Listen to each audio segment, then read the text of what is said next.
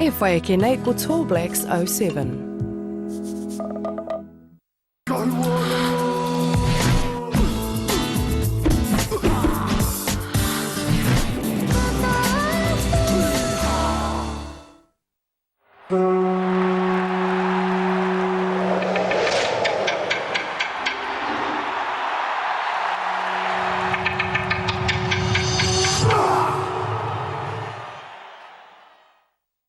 Months ago, the Vodafone Arena here in Melbourne was a happy hunting ground for the Tall Blacks as they notched up their first ever win over the Boomers on Australian soil.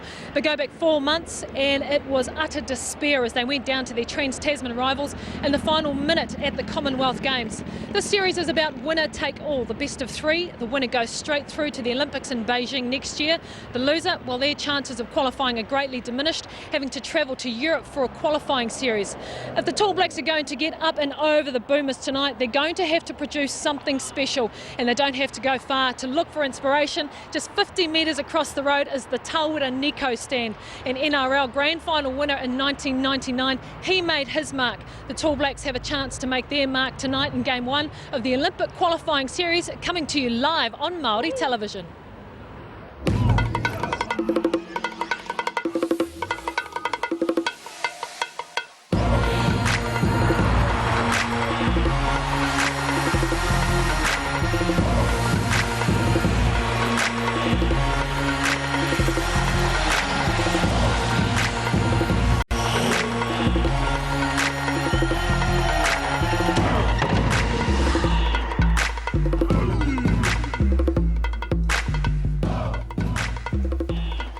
E rau rangatira mā tēnā koutou katoa. Welcome to Māori Television's live and exclusive coverage of the 2007 FIBA Oceania Championships between the Dominion Finance New Zealand Tall Blacks and the Australian Post Boomers. The winner of this 3-match series earns the right to represent Oceania at the 2008 Beijing Olympics. For the losers, well, they have to play in Europe qualifying competition next year, an option both teams will be keen to avoid. I'm Te Arahi Maipi, and joining me here in studio is former New Zealand Tall Ferns basketball rep Tania Tupu. E te tuahine tēnā koe.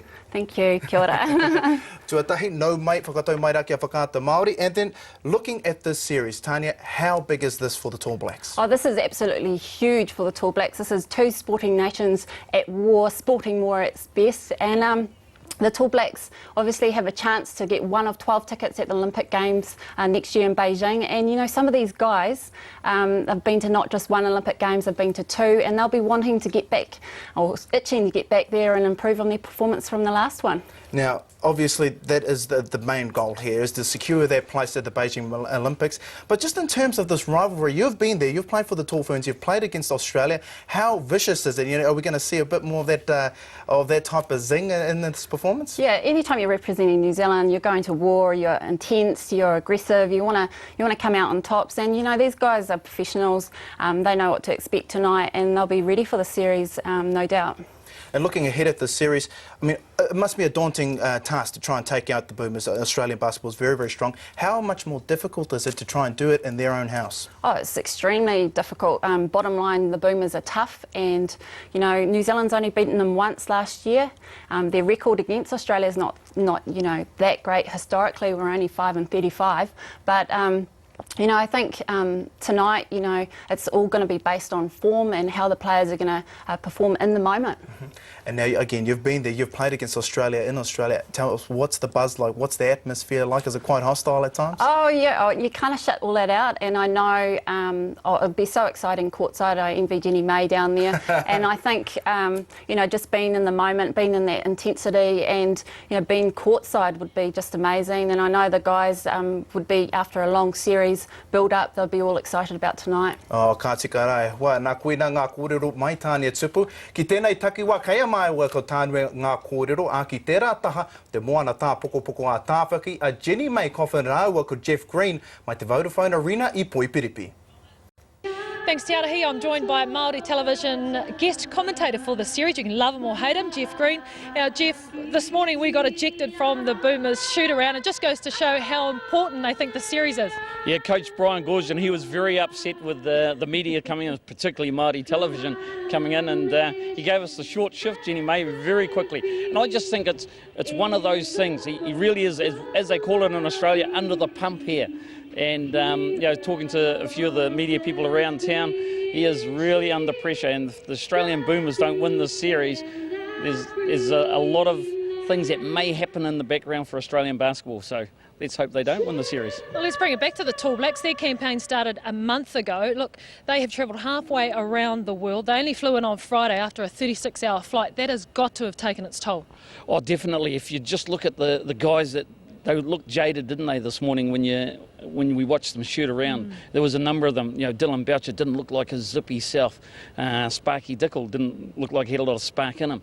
But talking to Pearl Cameron after, we had a bit of a coffee this afternoon, he was quite confident that the Tall Blacks were going to come, and if they can sneak up on the Boomers, win game one, I think it's going to be an interesting series. Now let's talk about the Boomers. They are missing some of their seasoned campaigners. How much of an impact is that going to have on them? Well, they're missing obviously NBA player and Andrew Bogut. Very, very hard to replace a 7-footer of his quality. Matty Nielsen, 6'10", some size. He's played for Brian Goorjian at the Sydney Kings, playing in Europe. He's a huge loss. And of course, the kingpin for the point guard lineup in CJ Bruton. CJ's just an absolute campaigner, and without him, they're going to struggle. I just think that the Boomers have lost more than the Tall Blacks are going to lose. Well, both teams are actually under the pump. We'll have more from Melbourne as we count down towards game one of the Olympic qualifying series. Ai, tēnā kōrua, a tōna wāka hoki atu tātou ki ahi te reiria. Engari, Tania, well, let's have a look at the Tall Blacks' recent results. And you can't say that they've been going into the series underdone. It's been exactly 1 month since they tipped off against the visiting Venezuelans. They took that series 2-1. Then things got a little tougher for them. They travelled to China for the Boris Stankovic Cup, and when there they played 5 games, 2 and a 3 record, W's over Slovenia and Venezuela. Back on the Big Bird for a trip to Latvia, where the Tall Blacks ran into Belarus, Lithuania and the host nation. 3 games, 3 losses there, and finally it was on to Croatia for the World Cup tournament, where they returned a 2-1 record. Now, I've written it down. The Tall Blacks have played 14 games in 4 different countries and have travelled 34,037 kilometres in 1 month. I mean, besides clocking up a few air points, that's obviously got to take a toll on the body. Oh, definitely. It's very challenging for them as individuals to cope with that, but physically and also mentally, especially with new coach Nenad Vucinic, him introducing new systems. So that's a lot to handle for them, but they're all seasoned professionals, and I'm sure that will come through in the end. Just on that, with the new coach Nenad Vucinic, would he have been targeting specific things that he would want to work on? Because if you have a look at the win and loss columns, it doesn't look as though it was that successful of a trip. Yeah, well, it's a mixed bag of results for the Tall Blacks in their build-up series. But I think Nenad would have been working on a lot of things during those games, and using them to work out combinations, players, starting lineups, and defences, and lots of things. He's getting to know his team a little bit differently as well. As a head coach, but he's providing this medium for them to play basketball and do all the things on court, but at the end of the day they certainly have to bring their own games and use their own player initiative. Now, obviously, recent form is a key part of everything and going into a big series. But going back to this rivalry between the Tall Blacks and the Boomers, does it actually matter? Like, do the Tall Blacks have the ability, even though they probably didn't have the best build-up, to just shake that off to the side, rise to the occasion, and have a big one tonight? Yeah, well, I think it's going beyond just playing the Boomers. This is playing for Olympic Games experience, and these players are really wanting to get back there and play. And some of these guys, have been together a good part of a decade.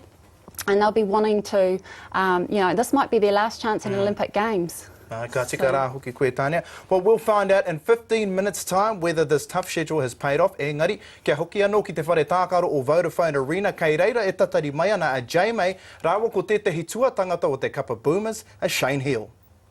And I'm joined by Shane Hill, who is the other half of the commentary team. He's also a former Boomers point guard and now coach of the South Dragons in the ANBL. Shane, how much do the Boomers rate this Tall Black side?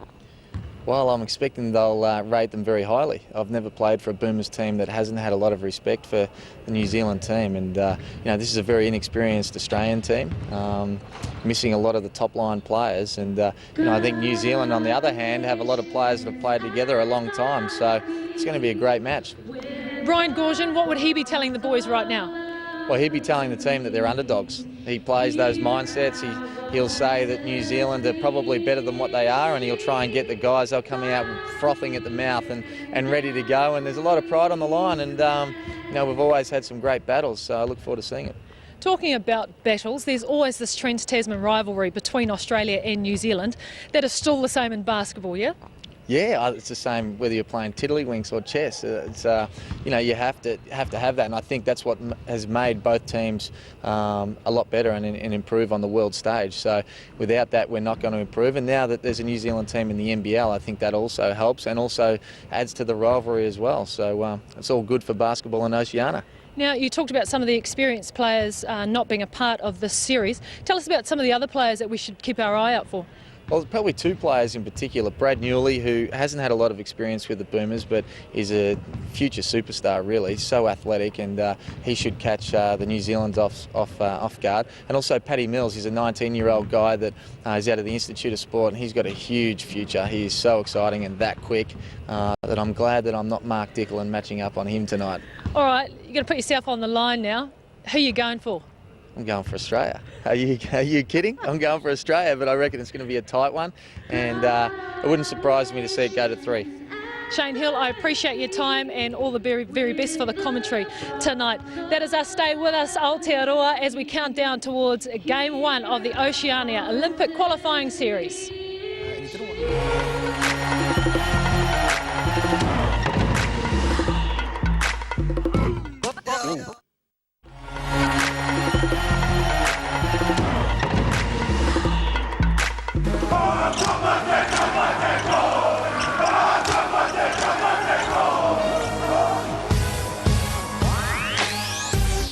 Boys to raise up, cause we tear the roof off and rip the stage up. When we rock, y'all, it goes on and on. It's non-stop, y'all, it goes on and on.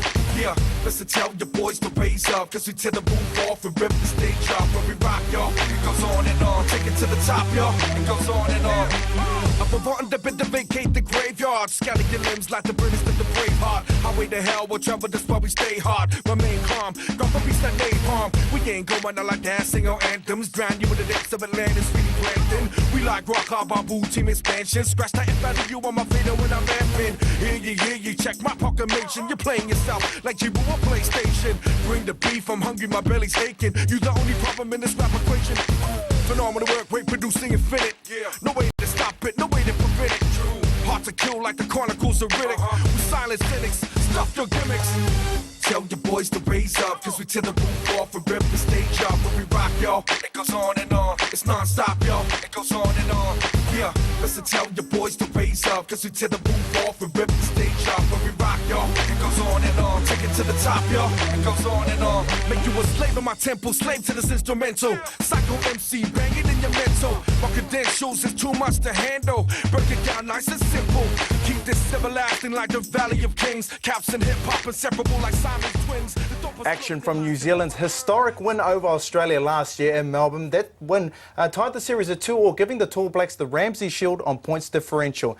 Looking back at that series, fantastic moment for Tall Blacks. But I had a chance to catch up with Paul Henare before they went away on tour. Now, he talked a little bit about, he didn't want to use the word fear, but there was that type of element in the back of their heads every time they came across the Boomers. Do you think that's still there? Oh yeah, definitely. It's always there that, the Boomers have been definitely a strong powerhouse in the Oceania region for a while. But I think, every time you go out on the court as a player, you're thinking that you're going to win the game. You're thinking you're going to do everything you can to, take the ball to the hoop to, deal to them. So I'm sure. I'm sure that they'll be looking to, build on the confidence that they've gained in the last year. Well, speaking about their confidence, looking back at that actual performance, how big will that game, that win in that series, eliminate more so that word fear out of the New Zealand psyche? I think they'll be building on last year's performance, and with a new coach and new systems, they'll be looking to take basketball New Zealand to the next level. I mean, just on that point as well, in 2001, the Tall Blacks got their first series win over the Boomers. Since then, they went on to amazing things. In 2002, 4th place at the World Championships. Was that the turning point for New Zealand basketball? Yeah, well, I think it's a turning point for Australian basketball, and I think that, you know, they definitely viewed New Zealand a whole different way after that series, and it definitely changed the rivalry between the two nations. Ka tika rā. Well, I tēnei wā e te iwi, ka whakawhiti atu mātou kia Jenny May Coffin e kōrero ana ki te te heo ngai kai tākoro papairo atu o te kapala Tall Blacks. I'm joined now by Dylan Boucher. Dylan, first of all, before we go anywhere, what happened to your eye, brother? Nothing too exciting, unfortunately. It wasn't no bar brawls or anything like that. It was just a poke in the eye in the last game we had, and it looks like I'm wearing a bit of makeup, but no, just a poke in the eye. All right, just before the game, how's the team feeling? Pretty relaxed, actually. The ride here was pretty smooth. You know, everyone was talking, joking around a little bit, so I think everyone's, you know, trying to relax, and now it's time to get out there and shoot some shots, and I'm sure the nerves will kick in when the stadium starts filling up a little bit. There's been a little bit of concern about the fact that you guys only arrived on Friday off a 36-hour flight. It's been a fairly gruelling schedule that you've had. How have the bodies held up? Yeah, I mean, we were all pretty tired over the last couple of days, but I think now we're here and it's game time. I think everyone's going to, you know, have that natural adrenaline kick in. I don't think tiredness will be a factor out there, and we've got 12 guys that can step on the court, so, you know, fitness isn't going to be an issue either. So I don't think we're going to use that as an excuse at all. I think we're going to be ready to go. Nenad Vucinic, new coach, new systems. How has the team adapted to that? You've pretty much only been together for about 6 weeks. Has it been enough time? Yeah, I think so. I think, you know, the starter was probably a little bit shaky because it was all new to everyone, but I think now, you know, now we've had a chance to go on tour and try the new systems out. I think, you know, we've seen success with them, and we know if we play like we know we can tonight, then, you know, the system will work for us. How important is it for the team to win this game tonight? Oh, it's really important. We want to go one up in the series and get that momentum going, so we're going to be, you know, laying everything out there on the court, and, you know, right now there's no tomorrow, and, you know, we'll address that tomorrow when it comes. So, yeah, we're going to be trying to get this one tonight. Dylan, appreciate your time. All the best for tonight. Thanks very much. Kia titiro ake nei ki te aroa kapa mo te tima o Aotearoa, kei roto rā ngā kai tākaro tautō hito. And for the Tall Blacks to have any shot of beating the Boomers, Bradshaw, Cameron, Jones and Penny, well, they'll have to play a pivotal part. And the Boomers look for captain Sam McKinnon, who stated this will be his last series for Australia, but there'll also be a key Sydney Kings connection of Kendall, Savell, Smith and Worthington. Now, tuatahi, kia titiro ake I nei ki te kapa o Hitareiria. First of all, Tania, let's have a look at the guys who aren't there. That's the big four: Andrew Bogut, Chris Anstey, Matt Nielsen and CJ Brunton. How big of this is a loss for the Boomers? Oh, it's huge. Obviously, at the beginning of their campaign, Brian Goorjian was a bit worried and a bit apprehensive about it. But don't let that fool you, because Australia seem to produce or have an unlimited pool of players coming through, and all these players are putting their hand up and they want to be part of an Olympic journey as well. You take any four key guys out of any sports team and that leaves a huge hole. Is Australia really that deep, and how did it come that way? Well, they've got great junior development, they've got great club systems over there, and, you know, they really nurture their players right through to senior level. And I know, you know, a big part of the Boomers' success is their coaching department and players playing. You know, they've got Brad Newley over in that's signed with the Houston Rockets. They've got constant players playing over in Europe. So they've got, you know, some professionals always coming through. And looking at this series in particular, Captain Sam McKinnon, he'll have to step up. Who's going to be his main support crew, do you think? Well, you've got David Anderson. He's going to be a big presence inside, and look to the Australians to go inside, because they're going to be, overall average-wise, they're a bit bigger than our Kiwi team. And I think, you know, the guards, they've always got backup guards coming through. They've got lots of depth, this team. And just looking at one of their more experienced players, Jason Smith, who's apparently coming off a bad flu, who isn't, reports are saying isn't 100%. Is that going to be a bit of a damaging blow for the Boomers? Well, you know, Jason Smith's been a big part of the Boomers for the last, you know, 10 years. He's been to, you know, last couple of Olympics. He's a leader on the team. He's been a captain. So, you know, that would be, you know, his leadership especially would maybe a bit of a loss tonight if he's not suiting up. Kia ora no mo au whakaro. Kei te whakatata mai te tīmatanga o te tukinga tuatahi ki wainga I te kapa Tall Blacks me te kapa Boomers. Kia anga tō tika ki ngā whakataetai o te ao ki Beijing. Nō reira e te iwi, kia mautonu mai.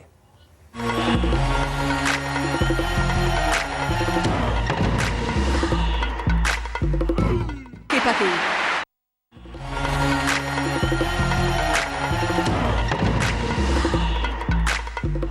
another experienced campaigner for the Tall Blacks, Paul Henare. Paul, I want you to talk about the haka. Got a new haka tonight. Yeah, it was something that was mentioned right back on the 1st of July when we first got together as a team, and we got a local guy from Hawke's Bay, Don Hutana, to put it together for us, and he came and explained the meaning to us, and we just wanted something that was about us, that was special to us, and something to, I guess, you know, as a lot of sports hakas, to unify the team before we go out and play the games. How much input did you as players have in it? None. We were just sort of told what it was about, but the good thing was is that you know, everyone bought into it. A lot of the guys hadn't really been explained to about, you know, what a haka was about, and just to have our own, you know, special haka as a team, you know, to make it our own has made everyone a little bit more aware of what it's about, and you know, it makes it a bit more special. Now, Craig Bradshaw said that when he came into camp with the series against Venezuela, he didn't want to do the haka because he was too shy to get out there. He wanted to perfect it. Has he perfected it? Oh, I don't know about perfection, but I think everyone's ready to go. You know, obviously the rest of us have all had a lot of games to practice, and over the last few days, because Mark Dick was in the same boat, he hadn't seen it too much. So, you know, we've been teaching him and bringing him up to speed, and I think tonight will be quite a special one. In terms of you, how do you feel your form is? Pretty good. I think the whole team in general is pretty good. You know, myself, I was sort of battling with a few injuries at the start of the camp, but they seem to be getting better, and everyone is fit and healthy, and you know, coming off a hard tour, but I think a good, tough campaign to get us battle ready for what's going to be a pretty tough series. Paulie, appreciate your time just before the game. All the best. Cheers, Jay. Tēnā rau atu ko Paulie Henare tērā. E whakamaramana I te tikanga o tō rātou haka hou. Tania, players, well, Paulie and especially, and it seems as though from what he is saying, definitely seem to be very proud and very excited about their new haka. Yeah, Paulie mentioned it. You know, it unifies the team, and obviously it pumps the players up right before they go on, and yeah, it gets the fans excited as well.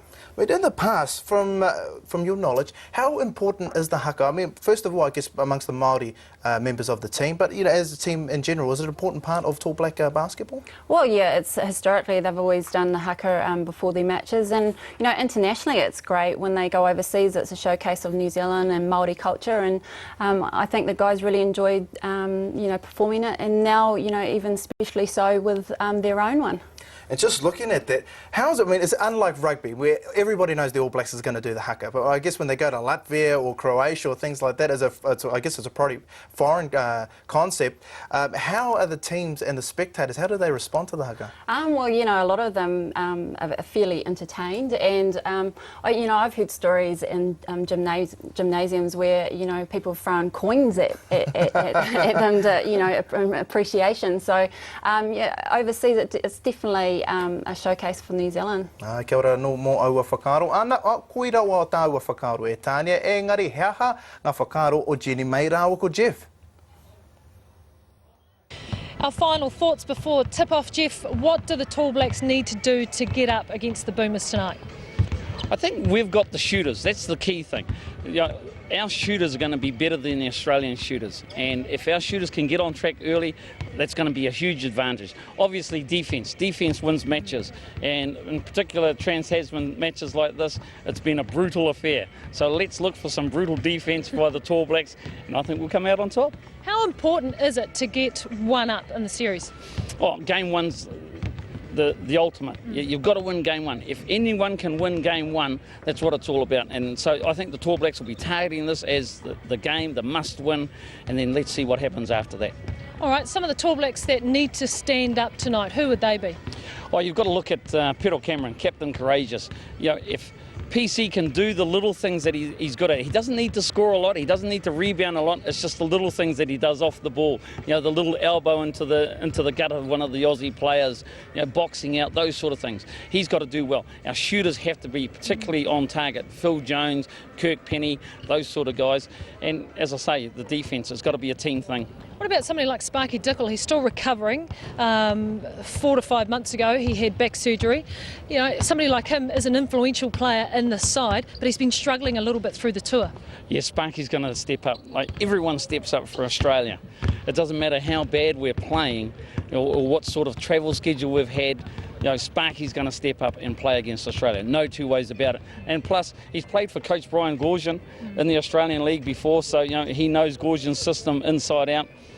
He'll be all right. What about Craig Bradshaw, this young guy? He stood up against the Boomers in the last series that they had, but at the World Champs, kind of faded a little bit. He's another one that has to stand up tonight.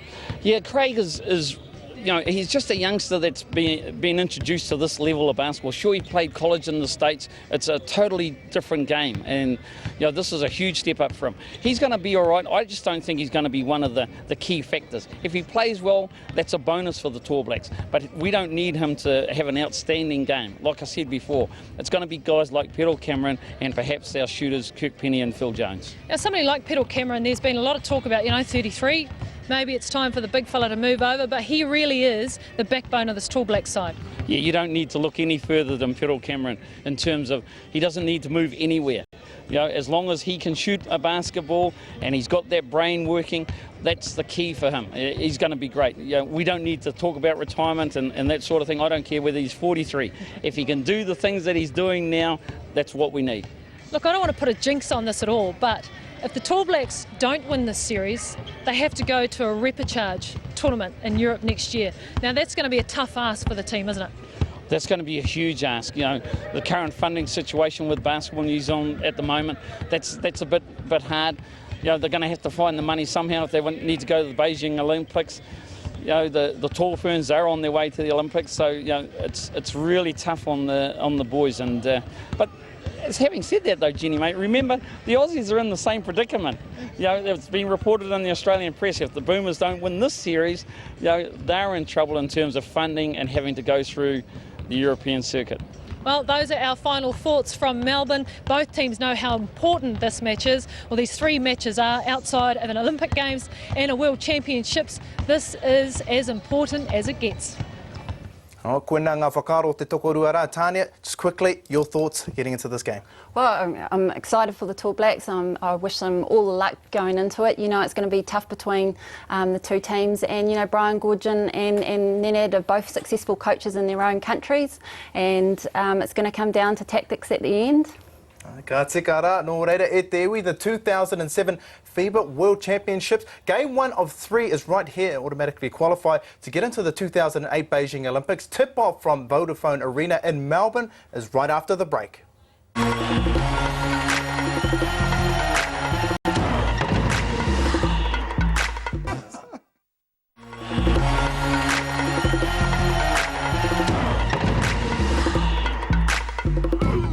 E te iwi hoki mai anō ki tēnei whakapāhotanga ki Wainganui, te kapa Tall Blacks me te kapa Boomers. Tania, just looking at specifics in terms of the coaching of New Zealand. Tab Baldwin, very successful, very long time at the head coaching position. His apprentice, Nene Vishnich, has spent 6 years under Tab, so can we expect a similar type of game plan, or has he got his own flavour? Well, obviously he hasn't made too many changes personnel-wise, but he's with any new coach, you've got a new system or new philosophies or a different style of game, and that's to be expected. And with the Tall Blacks, they've got this new offence that everyone's been talking about, and look to see, there's a little bit more freedom for players, freedom in the sense that it forces players to play a mixture of positions, and look to see more spacing and gaps directly to the keyhole. So it'll be great for players like Paul Hinari and Lindsay Tate and Sparky, who'll be loving it. Because there'll be more penetration options, and then also there'll be more open range shots, from it, and that's our key strength with Kirk Penny and Phil Jones on the wings. They're going to have to nail those shots from the outside. So do you believe that this is probably a better system given the dynamics and the skill range of our players? Well, I don't know if it's better, but we'll see, I guess. But it's definitely going to key to our strengths, which is our outside play. I mean, it's not like we've got a big inside presence. We don't have a Shaq that comes and gets the ball in the centre and dunks it, turns around and dunks it. So definitely our outside game is our presence. And just on that note as well, in the defensive end, can we expect the same type of hustle? I guess Dylan Belcher is a prime example of it, just rough and guts type of player. Is that the type of attitude that we're going to see in the defensive end? Yeah, well, that's definitely our style of game, and you know, Dylan's definitely the hustler of the game, and you know, he leads the way in getting his hand to a lot of ball, and you know, I think you know he leads the rest of the team in that sense of style. Okay, key guys: Kirk Penny, Phil Jones. Craig Bradshaw stepped up in the victory in Melbourne. How key are those three guys for our success today? Well, it's a big part. You know, every single player on the Tall Blacks roster has to step up and contribute. And we see in the previous games building up to this series that that they all, when they contributed, they had success. Ka tika rā, nō reira e te wikua tai te wā, nō reira kia whakawhiti atu mātou ki o mātou māngai, kia Phil Lynch, nātou ko Shane Hill, ko Dreff Green.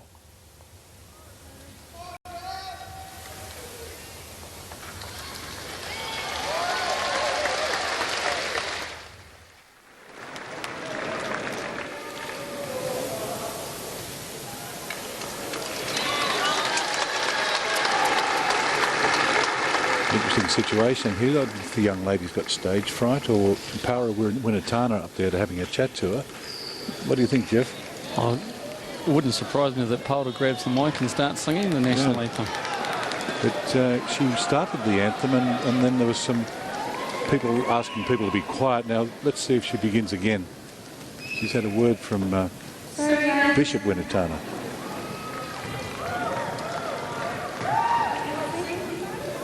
Yeah, I think he is going to help us sing. What a start to this series. Just an idea of the emotion.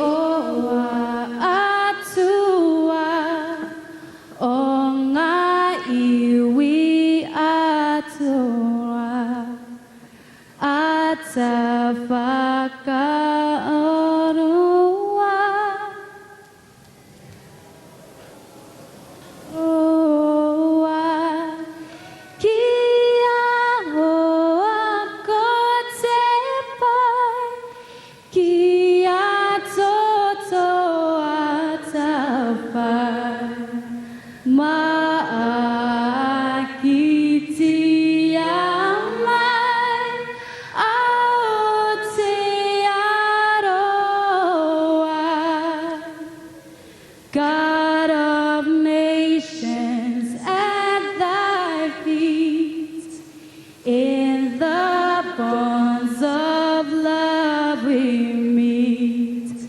Hear our voices we entreat. God defend our free land. God Pacific's triple star, from the shafts of strife and war, make her praises heard afar. God defend New Zealand.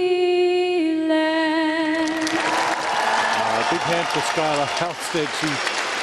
Poor young lady, it was such an ordeal for her. And I mentioned Bishop Winatana, Para Winatana, a bishop in the Mormon Church. And Yes, he is. And a great student of Maori culture as well. Very much so. Australians, oh, let us rejoice, for we are young and free, with golden soil and wealth for toil. Our home is good by sea. Our land abounds in nature's gifts of beauty, rich and rare. In history's page, let every stage advance Australia fair. In joyful strains, then let us sing. Advance Australia fair. Liz got there with the national anthem for Australia, and Well, no, the crowd didn't really get into that, did they? They were a bit concerned about the first time, the young lady from New Zealand, and the bit of concern there over whether they'd get through it or not. But here's the starting five, Shane. That 5 for Australia again. We all felt for the young lady, but you'd have to say Australia's 1-0, so hopefully the game goes that way. Darnell Mee starting at the point. First game ever officially for Australia. Looking forward to seeing how he goes. He's a great addition to the team. Jason Smith, ex-captain of the Boomers, a lot of experience, and he will add a leadership role for this team. Glenn Saville, looking forward to seeing how Sav gets up. Sam McKinnon, the new captain, and Dave Anderson in the centre. Well, that's the Australian starting five, but it looks like the Tall Blacks are ready for this new version of the haka they've been working on, Jeff. It's been specially written for the Tall Blacks, this haka.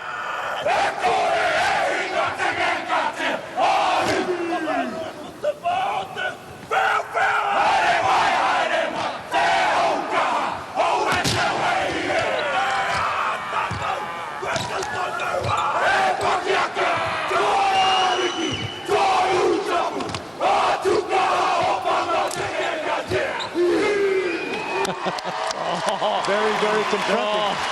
The hairs on the back of the neck are standing up, believe me. What a great haka for the Tall Blacks. And plenty of respect from the Boomers too for the haka. There's always a great amount of respect. Guys stand back, and normally the Tall Blacks pick out a young fella, and the Boomers were prepared tonight that they were going to go at probably young Paddy Mills.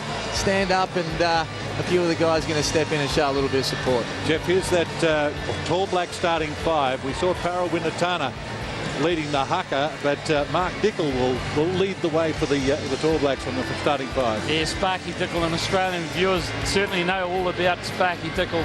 I think he's going to be key in terms of making sure the Tall Blacks run their system. It's quite complicated, this new system that Nenad Vucinic has put into the Tall Blacks, so he's going to be key. Kirk Penny, what a great shooter. Dylan Boucher, all about the defence for Dylan. Doesn't score a lot, and as I said before, Pero Cameron, he just does it all for New Zealand. It doesn't matter what he needs to do. Whatever needs done, he's the guy that's going to do it. And of course, young Craig Bradshaw. A lot of pressure on this young man tonight to step up and perform against this Australian Boomers team. We've talked about the experience of the Tall Blacks, but you also mentioned Nenad Vucinic. Now, he's just started as the Tall Blacks coach, but he had plenty of time under Tad Baldwin.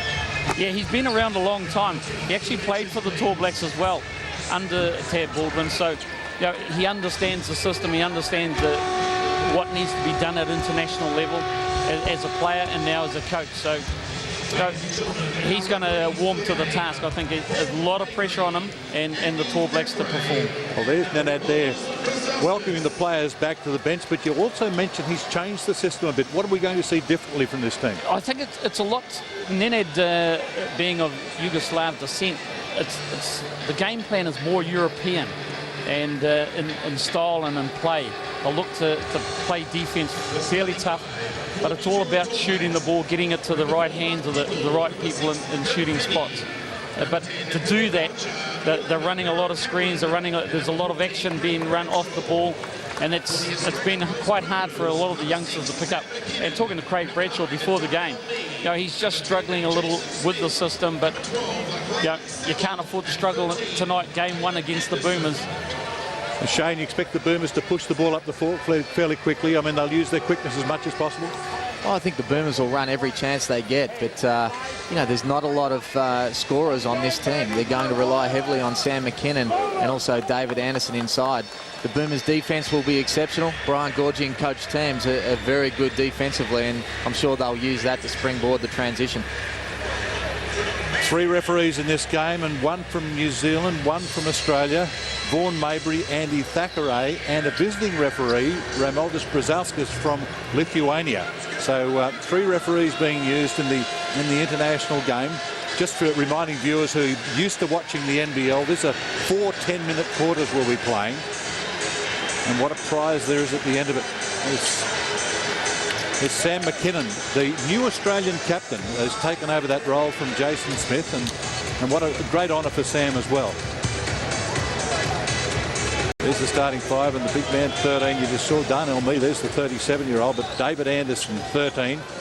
I'm looking forward to seeing, geez, a lot thicker than when I saw him last. I think I saw him play for the Wollongong Hawks and was a bit of a string bean in those days. Oh, he's a man, and he's used to playing against big, thick Russian and European players. Well, Bradshaw controls the tip, seemed to get it pretty early, and that will be a Tall Blacks ball in the back court. So it'll be Tall Blacks with the first use of the basketball. Now, we're not going to decide the series in this first 5 minutes, but it'll give us an idea of the tone as Pero Cameron takes the half court to relieve the pressure. And already seen the three-quarter court pressure come up from the Boomers' defence. Darnell Mee on Mark Dickel goes past him all the way to the hoop and scores it, and will go to the line as well on a foul from Darnell Mee. Well, Brian Goorjian was certainly trying to set the tempo early by double teaming in the backcourt, but they can't have penetration like that, and he'll certainly be disappointed with no one on the low split there to be able to help out on Dickel. Well, you saw Pero Cameron there on shot. That's a big man to get around, and the Boomers defence just wasn't able to clear that the big roadblock. 3-point lead to the Tall Blacks to open up proceedings. Now, the Boomers' first use of the basketball as they go to Jason Smith and to Glenn Saville. Down in the low block was Sam McKinnon. He has to go outside the three-point line to make some room. Inside they go to Anderson, looking for the turnaround against Cameron. He's got the size and makes the score as well. The fellas said he has been on absolute fire. Every team he's been on in the Boomers scrimmage and training camp has not lost. Craig Bradshaw playing away from the basket. We'll see the bit. He's very comfortable outside the three-point line, and he will shoot the three if necessary.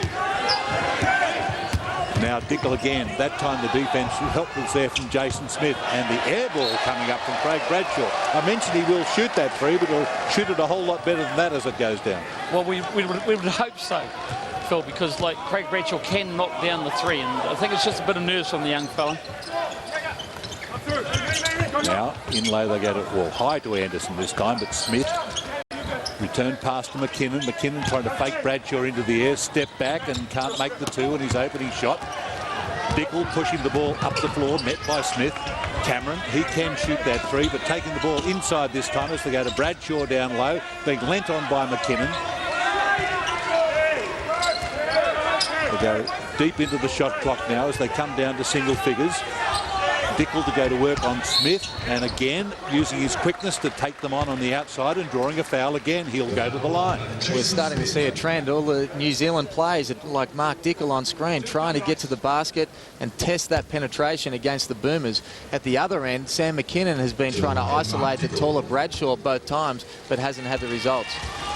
Mark Dickel, who missed the early part of this season with a back injury, seems to be moving pretty freely right at the moment. He had some surgery too, didn't he? Yeah, he had some surgery on his lower back in the States. He lives in Nevada. 1 of 2 off the free throw line, and the Tall Blacks lead it 4 points to 2.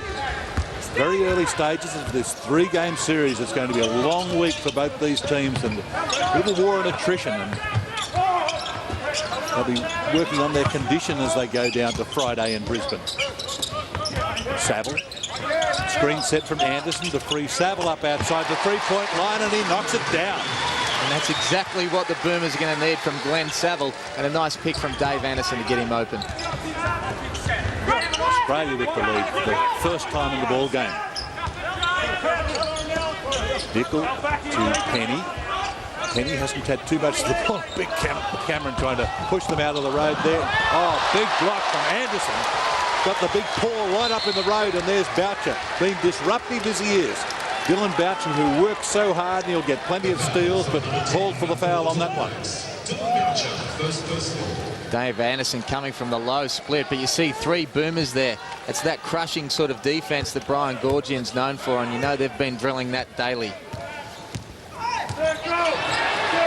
He leaves Dickel on his backside, and Glenn Saville looking to take on Boucher, and that's a tough assignment because he's got to be the best defensive player on this team, hasn't he?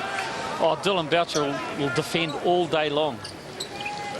And he showed that in the ANBL as well, that he can play with the best of them defensively.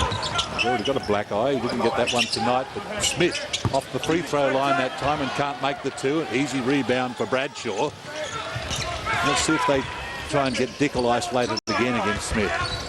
They flatten out, but they trying to find Penny down low. He hasn't had too much of the ball, and Darnell Mee doing a very good job in. Now Penny, reach-in foul that time from Darnell Mee. That'll be his second in the early part of the game. Whilst he hasn't had a lot of the ball, Kirk Penny, you just see that he's very patient. He bides his time. You see him going to the basket there. He's one of the best shooters in the world. When he gets his feet set, and you'll see a Boomers man on him at all times and with a hand up, because it's automatic if he gets set. Well, it's interesting, Hammer, that you see that every time whoever Darnell Mee is guarding, the Kiwis are taking it to the rack real strong on him. And so, you know, he's picked up his second foul already. Only 3 minutes into the game. That'll be a concern. And we're going to see Patrick Mills fairly early too. And Brian Gorgin's already made that decision. And Darnell Mee goes out, and Patrick Mills, well, we weren't expecting to see Mills quite so early after 3 minutes of the series. Well, this is exciting for Australian basketball. Strap yourself in, because this kid has so much talent, and he has jets. And we got a foul on the play, and I think it may have gone against Dylan Boucher. That could be number 2 against him. So a couple of key players with a pair of fouls early. We've already seen Darnell Mee go off, and the best defender on the team, Boucher, has 2. Oh, gee, a bit of a misunderstanding there between Anderson and Mills, and that's not surprising because they've hardly played with one another. In fact, David Anderson came home early from the European trip, and Patrick Mills joined them from the Under-19 Championship, so he virtually hasn't practiced with this team at all. Here he is up against Vicker. He'll know he's been in the ball game here. He's right up in his face. Brings some applause from the crowd too. Now Penny for 3, and Kirk Penny hits from outside the perimeter for the Tall Blacks, and they take the lead again. Breakdown by the Australian defence, can't afford that. As you said before, Hammer, one of the best shooters in the world, Kirk Penny. Mills not wasting any time in trying to get to the rack. Couldn't bring it off though, and now he's got some defensive assignment here up against Mark Dickel. They go to Bradshaw, pump fake, and knocks down 2 over David Anderson, and Anderson will have to respect that shot. 6-point gap to the Tall Blacks.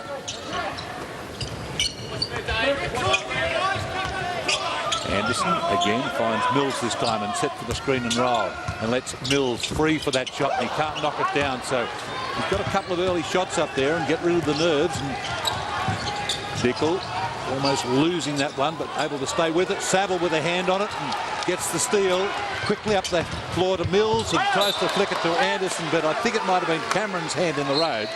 Yeah, and Sparky Dickel's called for a sub. He's really breathing hard. It's perfect time for an Australian timeout. I think we need to show a little bit of poise. You just see Paddy Mills just a bit undecided. Probably should have thrown it up the hoop for Dave Anderson to come over the top to dunk it. We really need to get a good basket here with the Australians. A traditional half-court game. There's no transition in international basketball. All Blacks on a 7-point roll, and let's see if the Boomers can snap that right here. Saville taking on his man in Penny and leaving it short on the rim. So a chance to hear for the Tall Blacks to pinch a very handy break. 3-point shot from Pero Cameron, short with that one. And that's McKinnon who brings it out of the backcourt with numbers. A good pass to McKinnon on the return from Newley. Great transition. Just the excitement to get Brad Newley in the game and run the lanes, be able to catch it, put it onto McKinnon. Maybe that's where the transition will come from. Now Patrick Mills with a new assignment. Very strong man in Paulie Hanari. As strong as they come in point guards. Trying to pump the ball inside. Bradshaw with a pump fake, but Anderson didn't grab it that time as the clock wound down. And Australia get the ball back. Mills will push the ball up the floor quickly. There are plenty of speed out on the floor right now, the Boomers.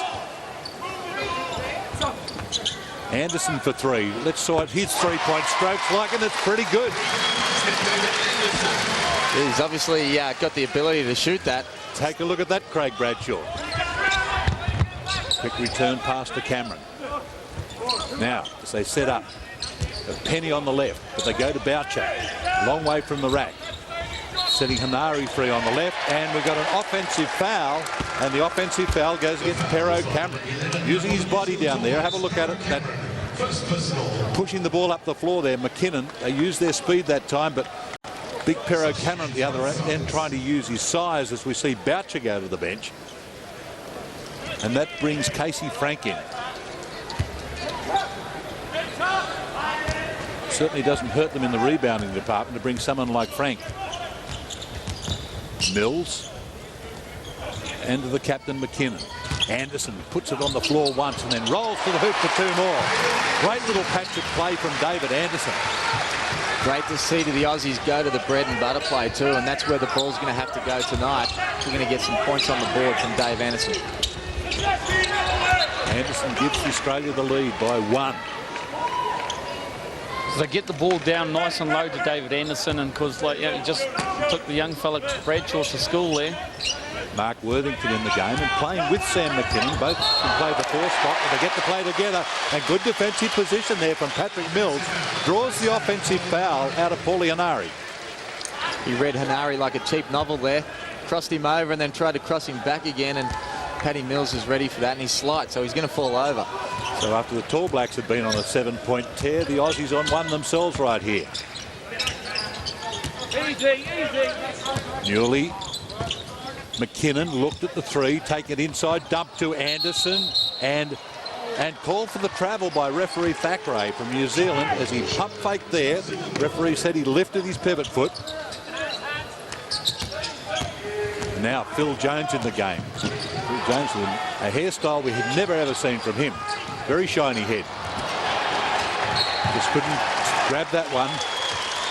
Mika Vakona in the ball game with play with Craig Bradshaw, so both coaches going to the bench early. Have a look at that haircut there.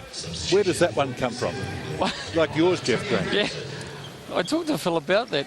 It was part of a bet because Mika Vakona had a... It had to be. Yeah, he had a big afro as he came back from Europe, and he cut it last night, and Phil said, well, if you cut it, I'll cut mine. So I think he's trying to suck up to the coach, isn't he? I heard Phil Jones got his hair cut. They had a look at it and said how terrible it was, so it all came off. The Australians have done a great job of pushing the New Zealanders out of their offense the last few possessions.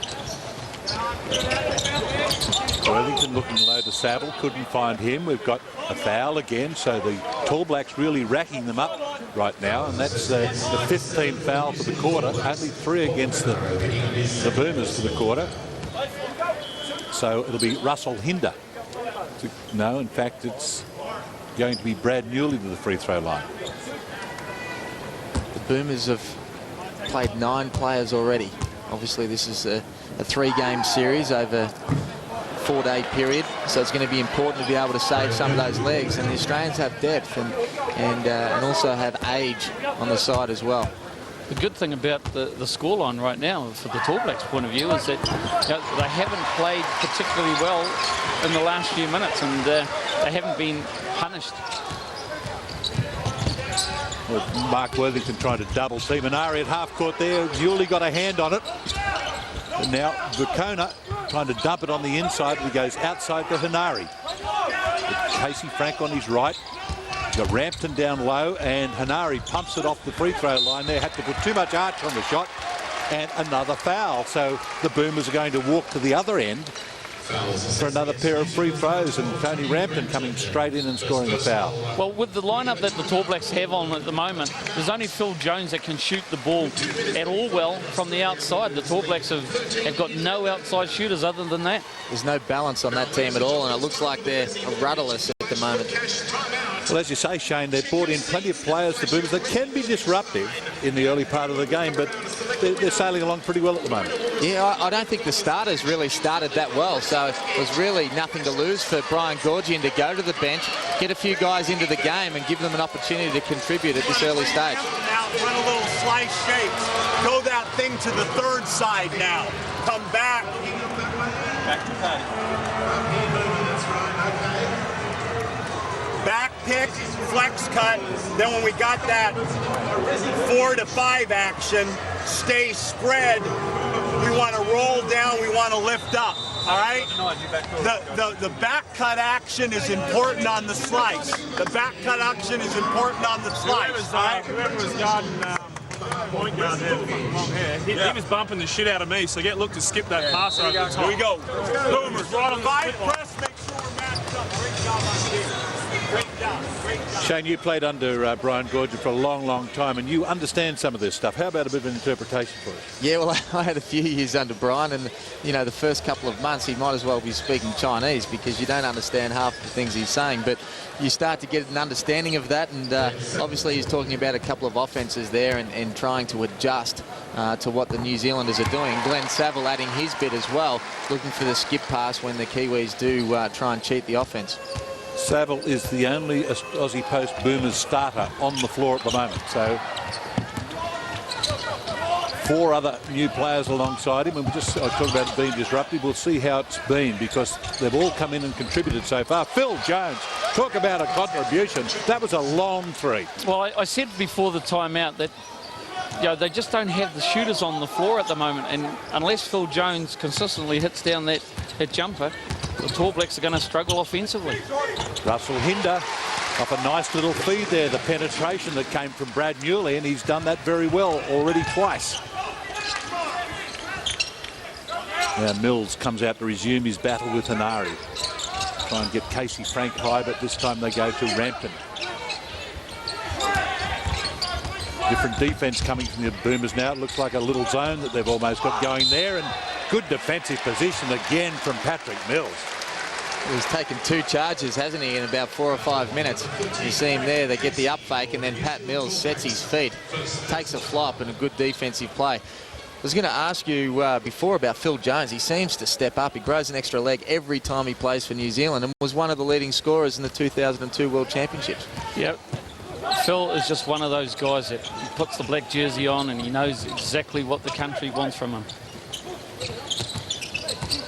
Patrick Mills on the inside and dishing on the outside to Worthington, who stops and pops off the 3-point area. That can't make that shot. Mills again. They get a second chance with the ball, and Patrick Mills just can't get that first one down. But we got a foul over the back from Russell Hinder. It's going to be a great learning experience for Patrick Mills. He ended up making a good play, but the Australians got an offensive rebound. You see him miss that one there as Hinder gets the foul over the top.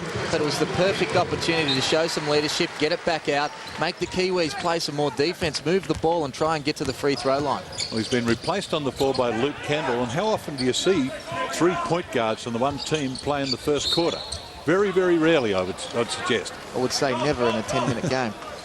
But it's an indication, I think, of where Brian Gorgon's at with this team at the moment. He hasn't really settled on that spot. No, there's definitely a lot of uncertainty about carrying the ball, and you know, some would suggest that this may not be the best option either.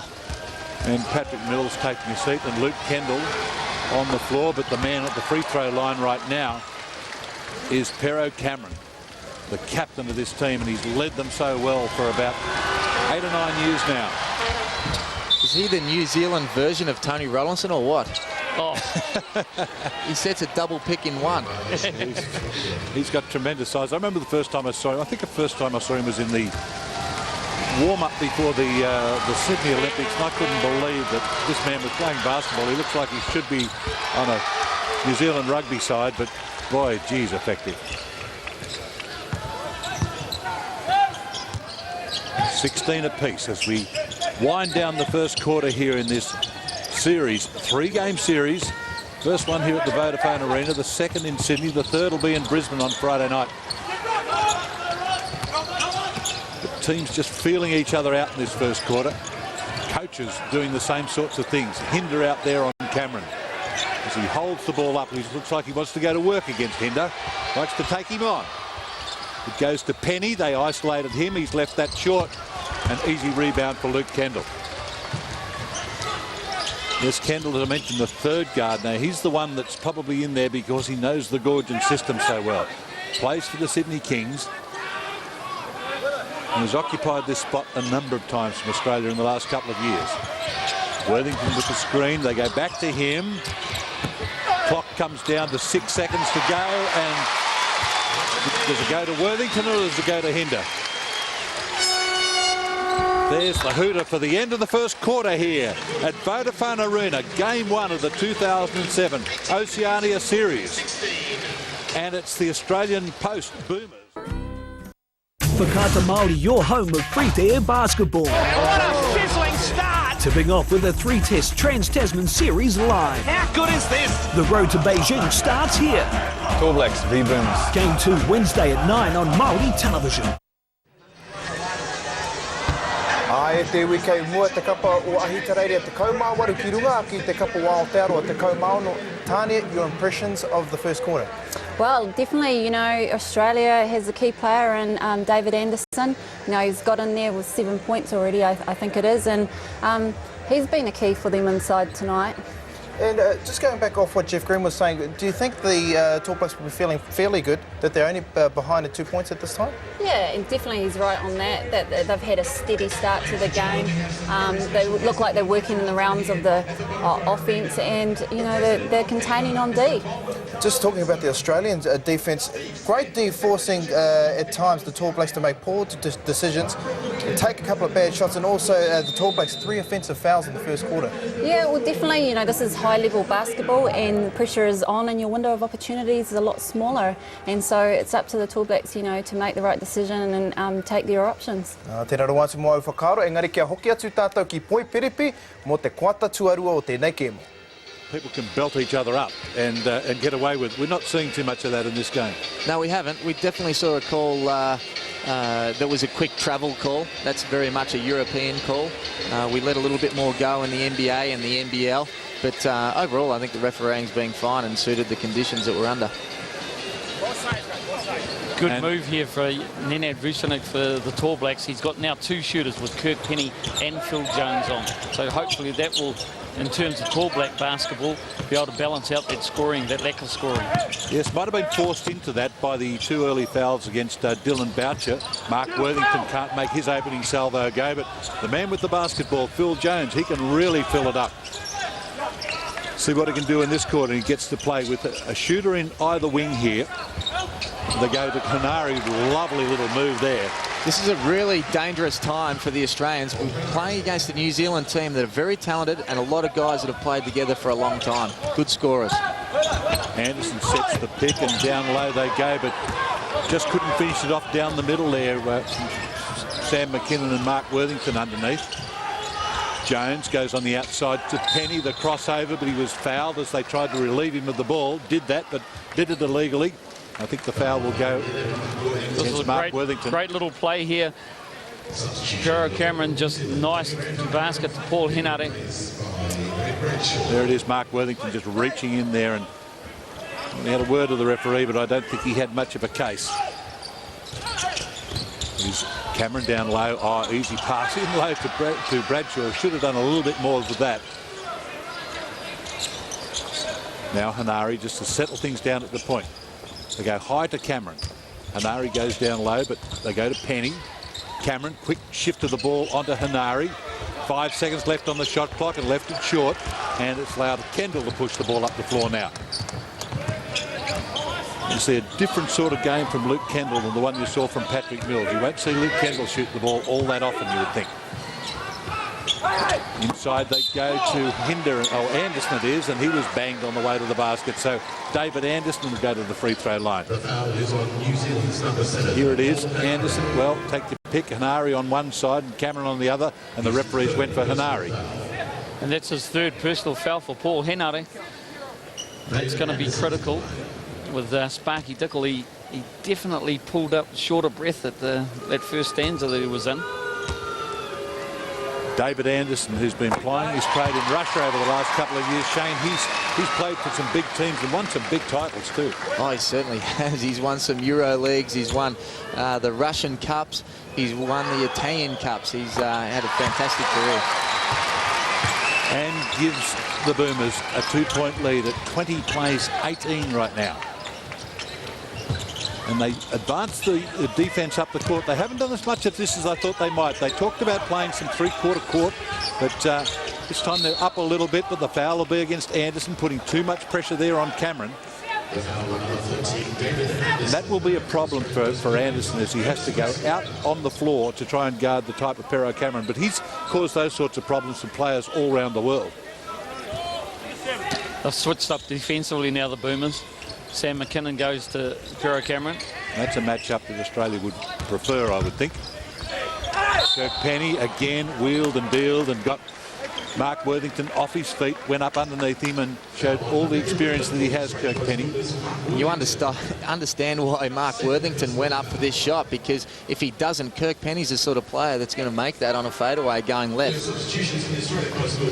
Mark Worthington goes out. He's had a couple of quick fouls. It hasn't been a happy time for him in there. And Brad Newley leaves as well. This brings Damien Ryan into the game along with Darnell Mee. He's been a real surprise packet, Damien Ryan. Probably someone that everyone questioned to see him in the final 12. But with the work that he's done in Europe, with the work that he did at the Australian camp, guys were saying that his shot has been almost automatic, and he adds that punch off the bench that the Australians definitely need. Yes, looking forward to seeing. The last time we saw him was with the Perth Wildcats. And well, Kirk Penny with 2 misses off the free throw line. Now that is something you'd go a long way to see. Now McKinnon with Darnell Mee again at the point. Ryan trying to get free down low. He's on the left now, but they go right to Mee.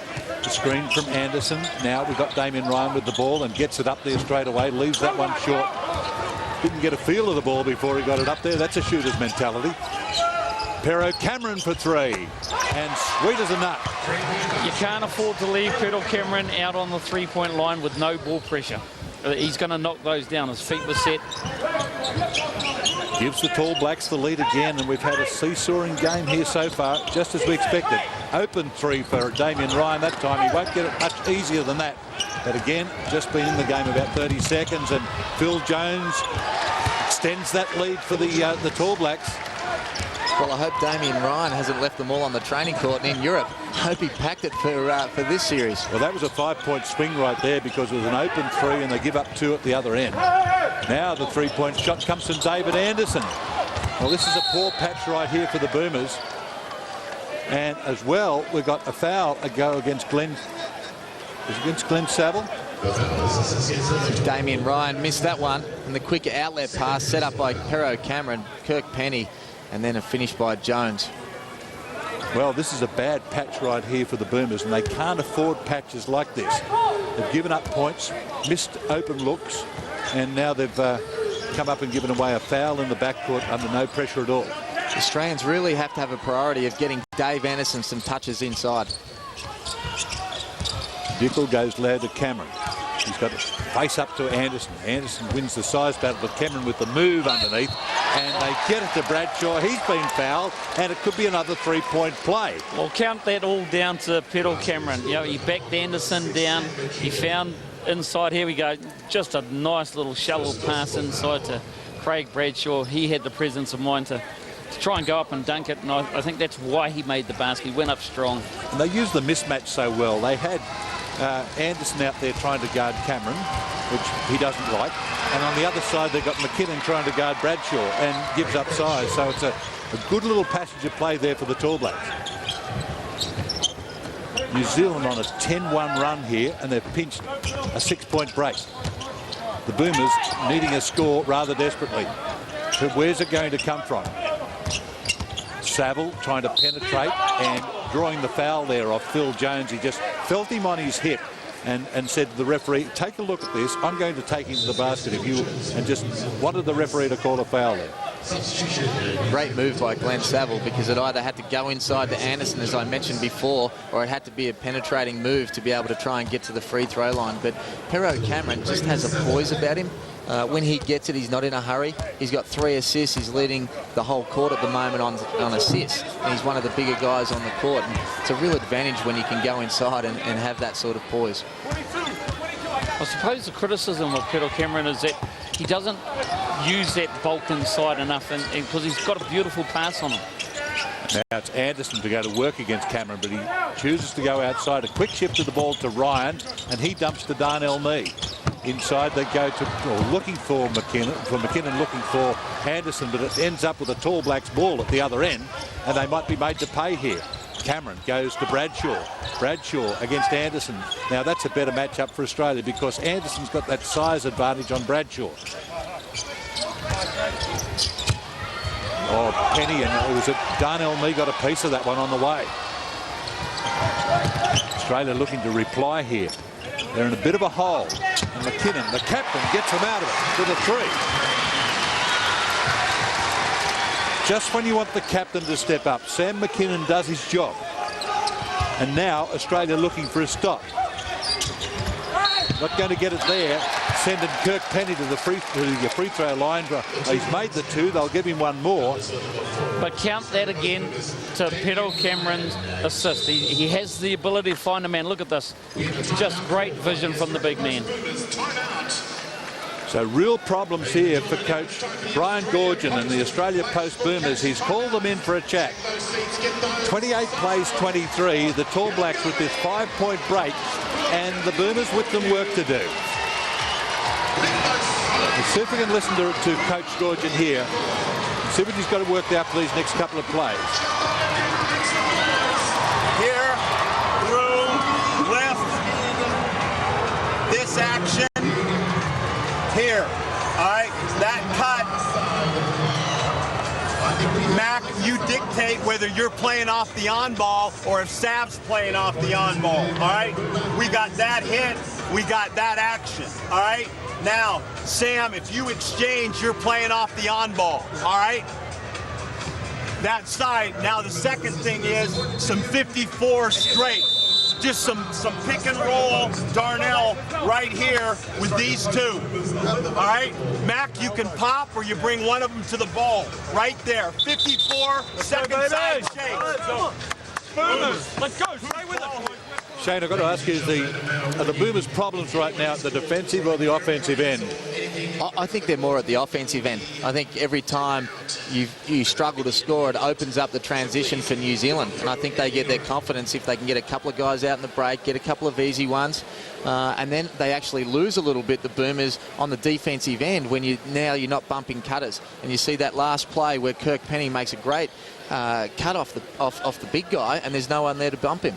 Well, in this quarter, the Tall Blacks are 5 of 7 from the field, and Australia's 1 of 7, which is indicating the kind of shots that they're getting at the moment. Yep, definitely, and more so being able to try and get inside from that and really run their plays and have a purpose. Well, see what they've got sorted out here. Anderson trying to make some room up the top with Darnell Mee. Now they go low to McKinnon.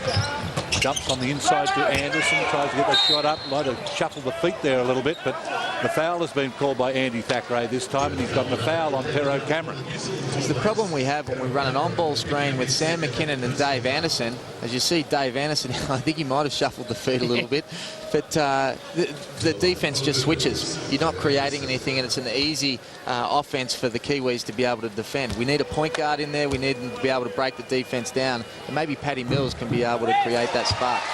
Well, Pero Cameron causing so many problems. I mean, you've got to go to Cameron to put some defensive pressure on Cameron there. He's got 2 fouls, and you've got to make him work a little harder. Off the free throw line, David Anderson breaks the drought for Australia, and a 4-point game. Dylan Boucher back in, who only played the first couple of minutes before he had a couple of fouls. Quick shift to the ball, they go again, and again it was the quick shift from Cameron started that. I know it was 2 passes later, but it was Cameron who initiated again. There it is from Cameron, then off they go to Dickel and finding Bradshaw underneath, and there's the problem right there. Well, you put it all down, Phil, to the fact that once the ball is in Petal Cameron's hands, that's what the Kiwis are all about. The Tall Blacks want to get the ball into his hands because he makes the great decisions. What New Zealand have done is they've spread the court. Their spacing has been exceptional. The Boomers have gone out, really tried to put pressure on that, but it's opened up the lanes for those passes and the cuts to happen and to be able to get to the free throw line. Right, Bradshaw, 2 of 2 this time. But this game is very delicately poised at the moment. I know there's only 6 points in it, but it's the sort of situation where one team can either skip away or the other team's got to play a little bit of catch-up at the moment. A little bit of zone action from the Kiwis just to be able to keep the Aussies guessing. Darnell Mee, I think it's his first shot of the game, and we've got to see a little bit more of that. 3-point shot from Darnell Mee. He liked the look of the zone, but down low they go to find Bradshaw again, but he wasn't able to connect that time. Had plenty of success in that area. Sam McKinnon trying to get in before that zone gets set up. The fact that Sparky Dickel was able to get to the rack quite easily. That's going to be a concern for the Boomers, because every time he's handled the ball, he's able to penetrate deep into the heart of the Australian defence. Cameron on the bench, and Casey Frank comes in, and Sam McKinnon grabs two. He likes the idea of Cameron being out of there. The Australians have got 5 team fouls, so it's very difficult for them to be aggressive on defence now, and they've gone into a little trapping defence zone of their own. Now Dickel holds it up and has a look at this zone and decides where they're going to attack it. Takes it on the inside, but nothing doing there. Casey Frank on the outer, and he's left it short, but follows up his own rebounds and a quick shift of the ball inside to Dylan Boucher. That's something that coaches hate to see.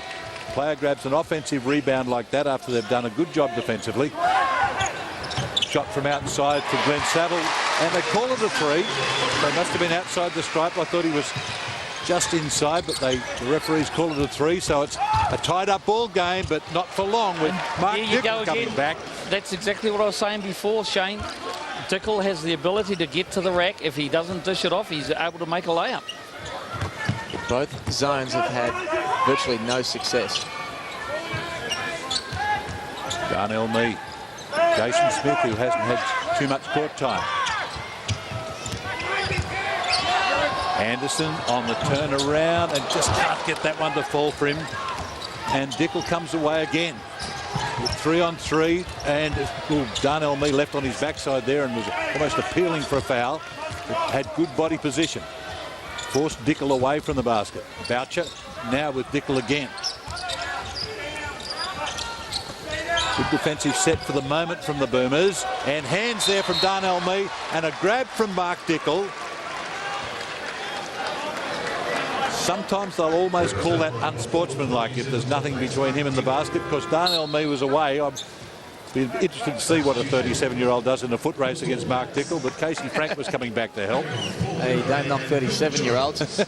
Darnell Mee has exceptionally long arms, and he's a tough guy to play against. And it's good to see him make that last 3, because he's certainly capable of being able to do that and then come up with a steal at a crucial stage for the Boomers. The Tall Blacks by 2. McKinnon, like him taking Casey Frank on. He likes that matchup, doesn't he? He's taken him on twice in a row now. Again, the Boomers trying to put some pressure on the backcourt, but they broke it up quickly. Hanari back in there for Dickel.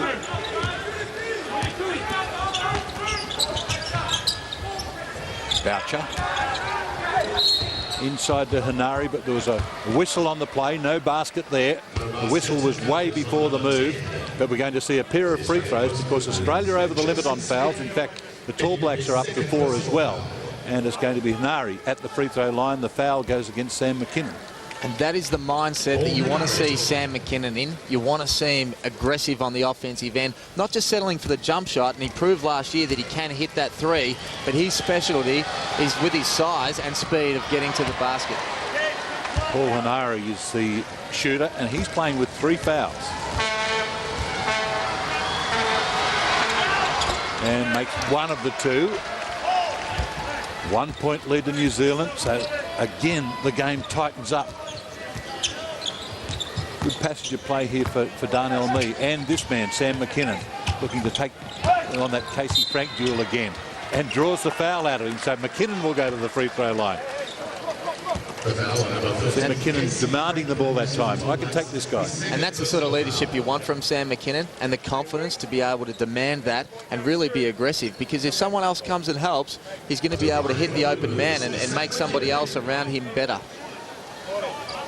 Sam McKinnon, only one of 2 players on this Australia Post Boomers team who played at the 2000 Olympics, whereas the Tall Blacks have 6, including this guy.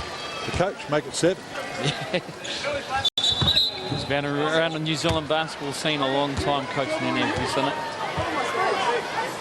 Again, another free throw here for Sam McKinnon. He'll get an extra one. Player in early is Vaughan Mabry there, having a bit of a chat to the players, Anderson and Casey Frank. So Sam McKinnon to give Australia the lead. He can't do that. And whose ball's this? This is the Tall Blacks basketball, well judged by Casey Frank, and they have a chance here to take the lead. We're coming down to half-time here, just 1:50 out from half-time. in game 1 of the 2007 FIBA Oceania series. The winner of the series gets a trip to Beijing for the Olympics. The loser will have to go through a repechage if they want to play in the 2008 game. Did I say 2006? Hanari getting things sorted out again. So a couple of key offensive rebounds to New Zealand in the last couple of passages of play. Boucher had an extra skip in there. That was an NBA move. Waved away. Have a look at it. Whoops. A little bit of confusion for him on that layup. But they're lost, the Kiwis, at the moment with that lineup. They need to get Kirk Penny and Pero Cameron back into the lineup for this crucial last minute of the game. Yeah, 1:16 we are out from half-time, and this is a key bit right here to take the lead into half-time.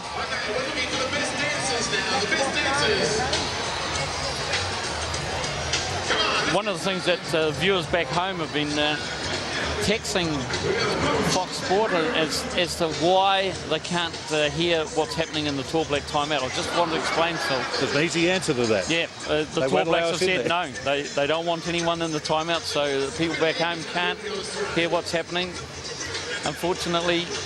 Mate, don't text us, text the coach. Yeah. If you've got his number on you there. I do have his number. I don't think you'd appreciate it. Give out his number and you can text Nana Butchley. I don't think so. Not available to Australian viewers.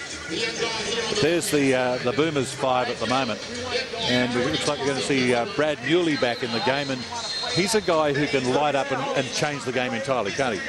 Oh, he certainly can. He's so dynamic. There's probably no one quicker on the whole court as far as getting to the basket and being able to finish over people, but hasn't done a lot so far in this game. You see Anderson with 11 and Sam McKinnon with 10 that have clearly led the Aussies as expected. But Brad Newley, we need to be able to step up a little bit in the second half. What's the story on Brad Newley now? I mean, he was headed to the NBA, but maybe Europe now. Is that what... He's just signed in Greece for a team called Panionis. And he's going to probably live in a nice little suburb near the beach called Glyphather, I would imagine. You know a little bit about that part of the world. Brad Newley with the basketball against Kirk Penny, who the Tall Blacks are looking to get back in there to get some firepower out there. Both teams with plenty of firepower. Sam McKinnon can't make his. Saville runs down an offensive board for the Boomers. Gives them a second opportunity. Pat Mills back in the game. Saville. In the corner they go to Hinder, and he dumps it off to Newley. Trying to get a shot off here. Saville, plenty of good defensive pressure. That time coming from Jones, but Saville was equal to it. And Australia grabs a 3-point lead. That was just a great shot by Saville. One play each for the teams to head before the halftime break, and it's a grab, a nice steal there from McKinnon. They go quickly and get an easy dunk there for Brad Newley as Kirk Penny was left on the floor and there were no defenders there. So this very handy pasture play for the Boomers. Oh, that's a coach killer, isn't it? Nenad Vucinic would be, well, he hasn't got any hair, but gee whiz.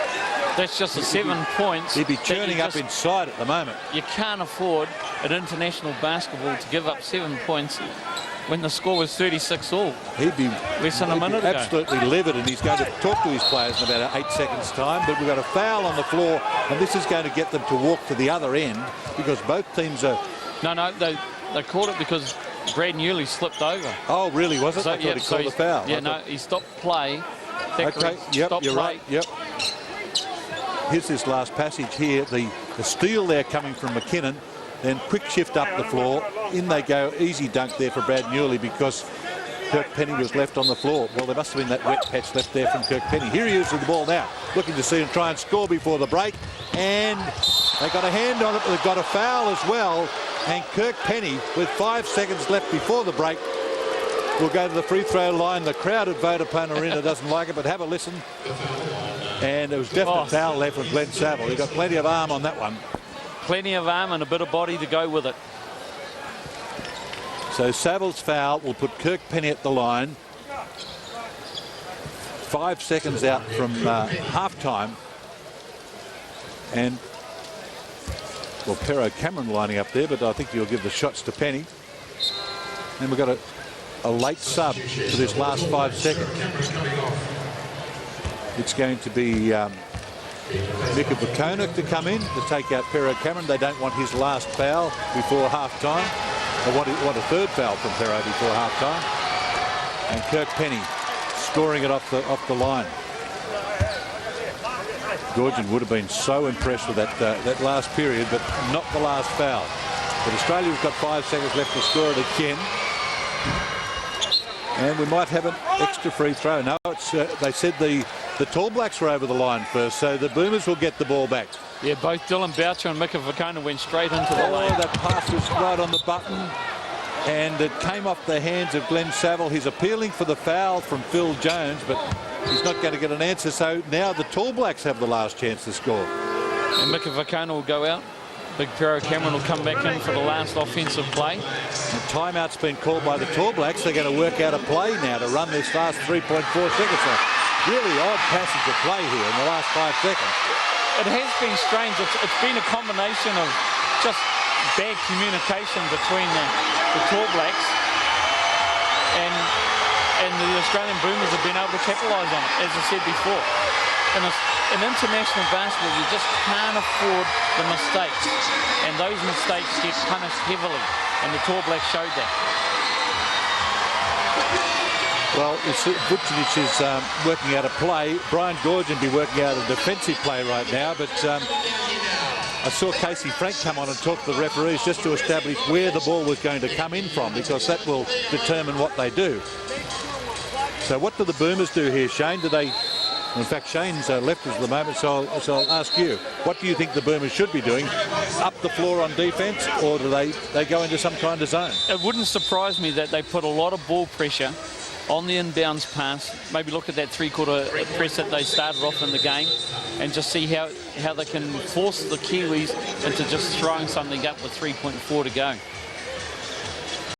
Well, this gives you an idea what international basketball is really like. All points are so hard-earned. The coaches have gotten into the act here to try and get 2 points out of this from one coach, and the other coach is trying to stop it. Shot there from Lindsay Tate, was it, who came into... No, in fact, it was Marky Dickel. Yep. I was looking at the bald head. I thought it was Lindsay Tate came in, but Mark Dickel's not able to make those points. And here at half-time, we've got a scoreline that leads Australia 43, New Zealand 37, and